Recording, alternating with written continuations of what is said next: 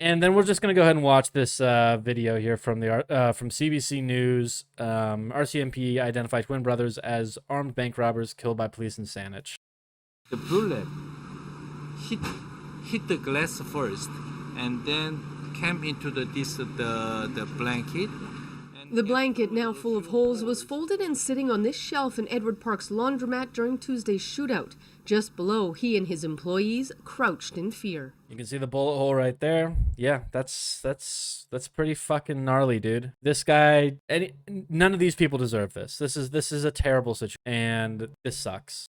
During Tuesday's shootout, just below, he and his employees crouched in fear. We didn't know that one of the sound was that the bullet get through the glass. So it was so terrifying. His business opened again after police completed their forensic crime scene investigation. Police now say the two suspects killed were 22-year-old twins, Matthew and Isaac Ochterlony from Duncan, BC. We understand that the release of the names of the two deceased may answer the who, but there are still many questions and investigation efforts that need to take place in order to fully understand what took place and why. This YouTube video shows one of the brothers' Instagram accounts before it was deleted. Multiple sources have verified to CBC that it was his. Most of the posts are about weapons. They show an interest in the military along with anti-government messaging. Investigators say neither brother had a criminal record or was known to police. The motive behind the armed robbery and subsequent exchange of gunfire with police has not yet been determined. CBC News spoke to several people who say they were friends with the brothers. They described them as quiet, shy, with hopes of joining the military, and say they were part of a set of triplets with a sister. Now police want information on what the brothers and their car found with improvised explosive devices had been doing prior to the shooting. 3 officers remain in hospital. So this seems a little bit odd for maybe some obvious reasons. So I'm not gonna go all the way back through this, but I don't think country boys posing with their guns is that weird. I really don't. It's not that weird. The fact that both of them were involved is weird. And the fact that they brought IEDs is also kind of, let's just say, not normal in these kinds of situations, especially for just something that would be a straight robbery. This feels like they gave up and they figured this would be the best way to do it. Obviously, it's not. Obviously, this is selfish. And, you know, this is a hard one because as much as, you know what, let's just watch the other video. There's a video on Twitter that I think is worth watching. We'll watch it with audio, because I think it kind of puts into perspective why this is a little bit different than most other situations, because you actually do see the Saanich police actually responding in a way that you would expect them to, which is weird. But it's also a very odd situation where you basically just had 2 people, 2 young guys who probably figured out that this was the end of the road for them, and they just decided this was the best way to take care of it. It's really unfortunate, but let's watch this video here. Let me turn the volume on. You can hear it. Oh my god, Holy dude. fuck. Oh my god. We are witnessing a fucking bank robbery. Holy fuck. Holy fuck. Oh my fucking god. So, as you can see, you are witnessing a fucking bank robbery. This is just a stupid way to do this. And I feel like these guys who were responsible for this got what they deserved. And I am going to say, in this situation, unfortunately, 6 officers were shot. I don't normally side with the police on these kind of things, but in this situation, it feels pretty cut and dry that they were actually attempting to help. And that these boys who committed this violence were absolutely 100% in the wrong. Here's another little mini article here, also from CBC. We'll just read through this. This was updated today. So police are still investigating an attempted robbery at a Bank of Montreal in Saanich late Tuesday morning. 2 armed suspects were killed and 6 officers from the Greater Victoria Emergency Response Team, GVERT, were injured during an exchange of gunfire outside the bank on Tuesday. Police found and later safely detonated explosives in a nearby car the suspects were believed to have used. Vancouver Island's Integrated Major Crime Unit has taken over the investigation, and the Independent Investigations Office, the oversight body which reviews all police action that result in death or serious harm, is also looking into what happened. So based off of that right here, this tells me that this was likely justified by the police, and that the shooting that did take place, the return of fire, you could say. The question is really, did the cops engage, or did the robbers engage first? Dean Duthie first call 911 came at 11:02 on Tuesday. Minutes later, VERT officers and members of the Victoria and Saanich police departments responded to reports of 2 armed men had entered the bank. Videos recorded by bystanders show police running towards the building, guns drawn, with some hiding behind vehicles and bushes as shots rang out. Several witnesses sheltering in place said they saw and heard dozens of gunshots in rapid succession as the suspects exchanged gunfire with police. Police said the shooting started outside the bank, though it wasn't immediately clear who shot first. That's a problem. That is absolutely a problem, and that's why I think there should be an investigation into this. Now, to be completely clear here, I do think that the police were in the right here for responding in the way that they did. But if they were the ones that initiated the exchange of gunfire in a relatively close locked down neighborhood area, like, look at where they're at here. We're gonna run through this video again one more time. I'll do it without audio. You'll see the cops running this way. There's a van over here. They're hiding behind the van, and you can imagine this is the bank. And then Mr. What's his name? I'm sorry, I don't want to say the wrong name here. What's his name? The laundromat owner, his office is over here. So the cops start running, and they're shooting in this general direction of the bank, over into this corner here. The shooters are probably back here. The robbers are back here. Bullets are coming this way, so the shot that came from the shooters into the laundromat was from the robbers. The question is, did the cops engage first in a non-violent situation? So, like, did the boys walk in, do the robbery, walk out, the cops start shooting? Or did the boys walk in, do the robbery, come out and start shooting, and then the cops return fire? There is a big difference there, simply because the engagement in a close quarters situation like this is very dangerous for the police to be firing into the bank, obviously, or even in the general direction without clear line of sight on the backside. And you don't see any other cops coming from the other direction. They're all coming from here.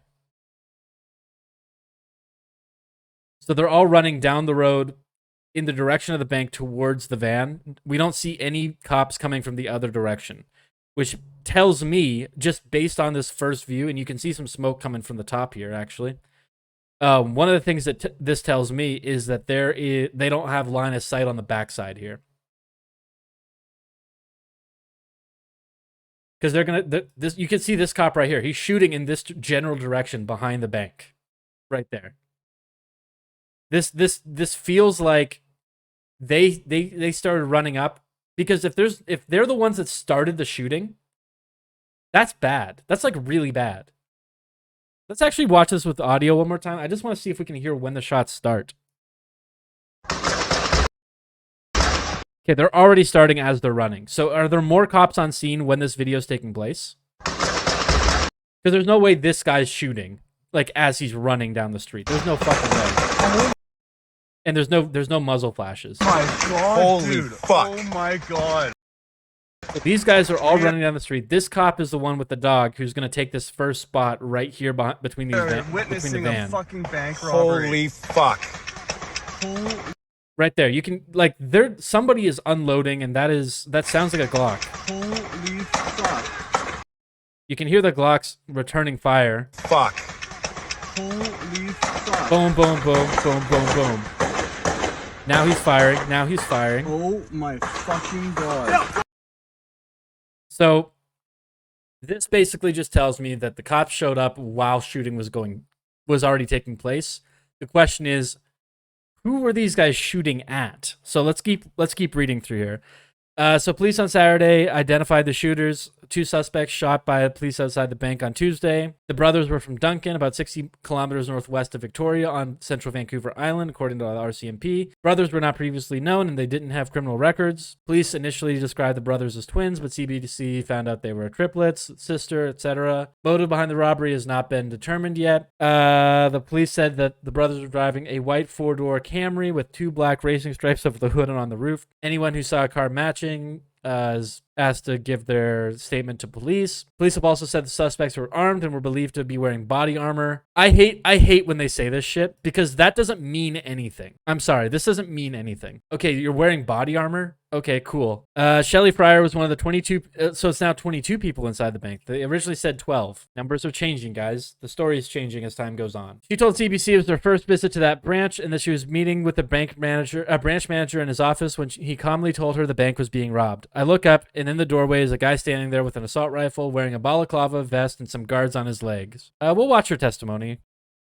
And I look up and in the doorway is a guy standing there with an assault rifle, balaclava, vest, some guards on his legs, just standing there quietly, standing there calm, didn't say really anything at all.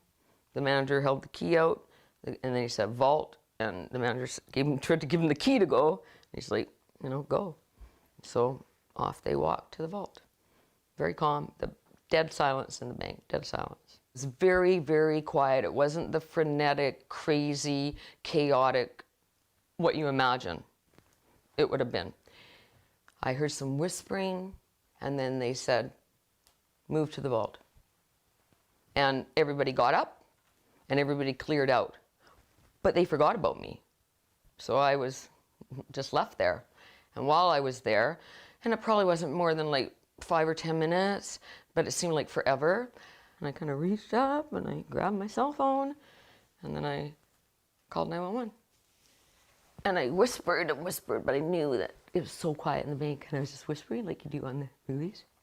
And then got a little bit upset because she was talking to me and I was whispering very quietly. And then it was silent and then the police came into the building and they're our heroes, man. I feel like she had a pretty traumatizing experience, and I feel like it's not fair to make any statements based on that last sentence that she made. But it also feels like this was definitely cut short. The CBC got what they wanted. They got that cop praise at the end. And in this situation, I think they did a good job. So good job. Good job, Saanich Police. You guys did a good job here, I think. From what we know so far, it seems like you guys did a good job, and therefore I'm willing to give you the benefit of the doubt in this situation, because this is just a weird, crazy. Fryer said the person they saw in the doorway, blah, blah, blah. They were waiting for something, pacing like a country walk, she said. Fryer said she was left alone for 5 to 10 minutes inside the office. During that time, she pulled out her cell phone and called 911. Why were the suspects waiting? What were they doing? She wondered. They could have taken the money and gone. 6 police officers were injured during the exchange of gunfire between the suspects and police. 3 officers are now back home with their families. According to Saanich Police, the three other officers sustained serious injuries. 1 is still in the ICU and will require additional surgeries and treatment in the coming months. All the officers who were wounded are part of the GVERT, but 3 of them work for the Victoria Police Department, while the other 3 work for the Saanich Police Department. Chief Duthie said the other officers did outstanding work tending to their injured colleagues at the scene. He credited them with saving the lives of at least 3 officers. None of the officers' names have been released. Is there a third suspect? On Tuesday, police put out a shelter-in-place advisory for several blocks on either side of the bank, saying they were looking for a potential third person involved in the robbery. The advisory was lifted at 6 p.m. Tuesday evening. Fryer said she saw 3 suspects inside the bank. Police have said they do not have any information leading them to believe that there is any danger to the public, but they still have not ruled out the possibility of a third suspect. This is a really weird story, guys. What about the explosives? Barub said the RCMP explosive disposal unit dealt with a highly volatile and dangerous situation that he and a number of firearms were found at the scene. He said multiple IEDs were found inside the Toyota Camry believed to have been linked to the suspects. The bombs were examined by the RCMP team, placed in safe containers, and then brought to the Saanich dump for disposal. When will we know more? Saanich police and the RCMP are expected to provide further updates in the coming days. This is just a really odd situation. It feels like a suicide by cop situation where these guys walked in, they were like, hey, we're going to rob this place, and then we're just going to have a gunfight. And if we win, we win. And if we lose, then so be it. That's what this feels like to me. And if that was the case, which again, that's what it feels like. The bombs seem a little odd. They seem like just kind of, it seems very, I don't want to use the word, it just seems very like schizo. Like it doesn't really feel like they really knew what they were doing or what they wanted to do other than that they wanted to get into a fight. Because it doesn't feel like the robbery was really like, it doesn't feel like that was really what they were here for, you know?